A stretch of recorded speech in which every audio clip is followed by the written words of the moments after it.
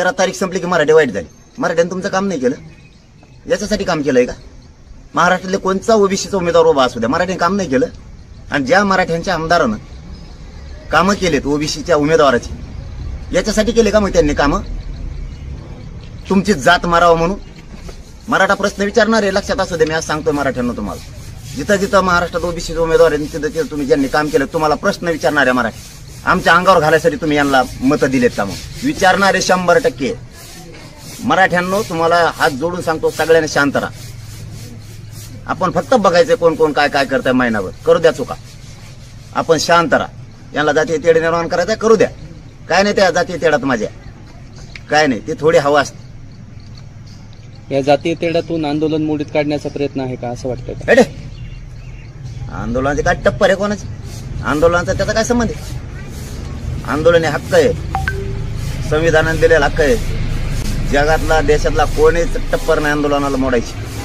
हे विषयच वेगळे वेगळे. जातीय तेढ निर्माण करायचा नाद लागला असतो राजकीय स्वार्थापोटी. काय काय आंदोलनाचा काय समज आहे?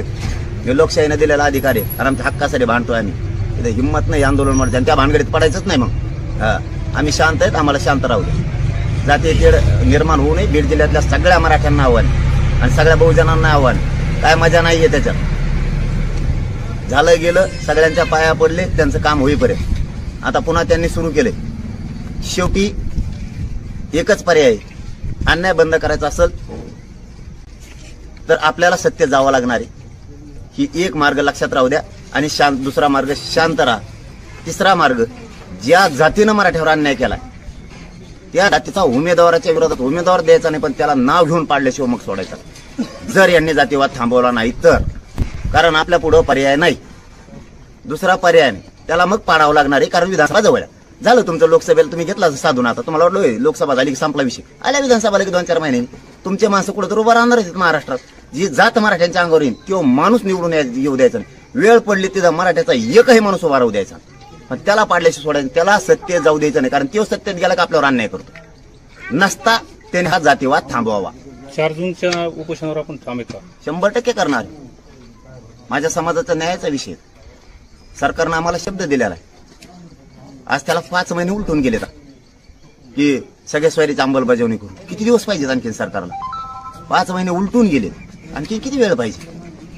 आम्ही सरकारच्या शब्दाच्या पुढे गेलेलो नाही. आणि प्रामाणिकपणानं सांगतो, ओबीसी मराठा वाद शांत झाला तर बरं होईल. आम्ही कधी आमच्याकडून जातीवाद आधी केलेला नाही. बीड जिल्ह्यातल्याही सगळ्या मराठ्यांनी शांत राहा. पुन्हा पुन्हा तेच आवाहन करतोय, महिनाभर शांत बघा. याच्यावरती आता शंभूराज देसाई साहेब, सुधीर भाऊ मुनगंटीवार म्हणतायत की जातीवाद होत नाही. आता त्यांनी बघावं जातीवाद कोण करतोय. अगोदर मी केलेला असेल तर मला दाखवून द्या, तुम्ही इथं केला. फक्त मला दाखवून द्या. आम्ही जरी बोललो तरी सरकार म्हणून बोललेलो, त्यांना वैयक्तिक माणूस म्हणून बोललेलो नाही. फडणवीस साहेब आमचे शत्रू नाहीयेत, परंतु म्हणतायत की जातीवाद होत नाही. आता त्यांनी बघावं जातीवाद कोण करतोय. अगोदर मी केलेला असेल तर मला दाखवून द्या, तुम्ही इथं केला. फक्त मला दाखवून द्या. आम्ही जरी बोललो तरी सरकार म्हणून बोललेलो, त्यांना वैयक्तिक माणूस म्हणून बोललेलो नाही. फडणवीस साहेब आमचे शत्रू नाहीयेत, परंतु तुम्ही आरक्षण देणार नसाल तर सत्तेत तुम्ही येत, आम्हाला तुम्हाला बोलावंच लागणार आहे. मी आरक्षण घेतल्याशिवाय कोणालाही सुट्टी देणार नाही. 4 जूनला मी आमरण उपोषण करणार म्हणजे करणार. विचार शेवटी नावेलाच त्याला. आमचे विचार ते नाही. आम्ही कधीच म्हणणार नाही ओबीसीच्या दुकानावर जाऊ नका, वंजाऱ्याच्या दुकानावर जाऊ नका, कधीच म्हणणार नाहीत आम्ही. असे इतक्या खालच्या दर्जाचे विचार आम्ही ठेवणारच नाही, कधीच नाही ठेवणार. इतका जातीय तेढ निर्माण व्हायला काय झालं? एवढा जातीय तेढ निर्माण करायला तुम्हाला एवढं काय झालं? म्हणजे 13 तारखेपर्यंत मराठी चांगली होती, 13 तारीख संपली की मराठी वाईट झाली. मराठ्याने तुमचं काम नाही केलं, याच्यासाठी काम केलंय का? महाराष्ट्रातले कोणता ओबीसीचा उमेदवार उभा असू द्या, मराठीने काम नाही केलं. आणि ज्या मराठ्यांच्या आमदारानं कामं केलेत ओबीसीच्या उमेदवाराची, याच्यासाठी केले का मग त्यांनी कामं? तुमची जात मारावं म्हणून मराठा प्रश्न विचारणार आहे, लक्षात असू दे. मी आज सांगतोय मराठ्यांना, तुम्हाला जिथं जिथं महाराष्ट्रात ओबीसीचे उमेदवार आहेत तिथं तिथं तुम्ही ज्यांनी काम केलं तुम्हाला प्रश्न विचारणार आहे मराठी. आमच्या अंगावर घालायसाठी तुम्ही यांना मतं दिलेत का? मग विचारणारे 100%. मराठ्यांनो, तुम्हाला हात जोडून सांगतो, सगळ्यांनी शांत राहा. आपण फक्त बघायचं कोण कोण काय काय करताय महिनाभर, करू द्या चुका. आपण शांत राहा. यांना जातीय तेढ निर्माण करायचा करू द्या, काय नाही त्या जातीय तेढात माझ्या, काय नाही, ते थोडी हवा असते. या जातीय तेढ्यातून आंदोलन मोडीत काढण्याचा प्रयत्न आहे का असं वाटतं का? अरे आंदोलनाचे काय टप्पर आहे कोणाचे? आंदोलनाचा त्याचा काय संबंध आहे? आंदोलन हे हक्क आहे, संविधानाने दिलेला हक्क आहे. जगातला देशातला कोणीच टप्पर नाही आंदोलनाला मोडायची. हे विषयच वेगळे वेगळे. जातीय तेढ निर्माण करायचा नाद लागला असतो राजकीय स्वार्थापोटी. काय काय आंदोलनाचा काय समज आहे? हे लोकशाहीने दिलेला अधिकार आहे आणि आमच्या हक्कासाठी भांडतोय आम्ही. इथे हिंमत नाही आंदोलन मोडायचं आणि त्या भानगडीत पडायचंच नाही. मग आम्ही शांत आहेत, आम्हाला शांत राहू दे.